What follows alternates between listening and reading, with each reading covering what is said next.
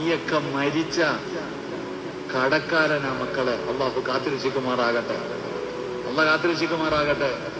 ഹജ്ജ് നിർബന്ധമായിരുന്നു വാപ്പയ്ക്ക്, മരിച്ചുപോയ കടവ. അതവിടെ കടമായിട്ട് തന്നെ കിടക്കും, അത് കടമായിട്ട് തന്നെ കിടക്കും. വാപ്പാടെ സ്വത്ത് വിഹിതം വെക്കുമ്പോ ആദ്യം കുറച്ച് പൈസ എടുത്ത് മാറ്റി വെക്കണം. വാപ്പായ്ക്ക് ഹജ്ജ് നിർബന്ധമാണെങ്കിൽ ആ ഹജ്ജ് ചെയ്യാനുള്ള പൈസ, ആ ഹജ്ജ് ചെയ്യാനുള്ള പൈസ മാറ്റി വെച്ചിട്ട് വേണം വിഹിതം വെക്കാൻ. ഇനി വിഹിതം വെക്കുന്ന മക്കള് വാപ്പായ്ക്ക് ഹജ്ജിന് പോകാനുള്ള പൈസ മാറ്റി വെച്ചു എന്ന് കരുതുക. ആര് പോകും ഹജ്ജിന്? മക്കൾ ഹജ്ജിന് പോകണമെങ്കിൽ ആദ്യം അവന്റെ ഹജ്ജ് ചെയ്തിട്ടുണ്ടാകണം. വാപ്പാടെയും ഉമ്മാടെയും ഹജ്ജ് വീട്ടണമെങ്കിൽ ആദ്യം അവന്റെ ഫർള് വീട്ടണ്ടേ? വീട്ടണോ? നിങ്ങൾ പറ, വീട്ടണോ? ആദ്യം നിന്റെ ഫർള് നീ വീട്ട്, എന്നിട്ടല്ലേ വീട്ടാൻ പറ്റുക.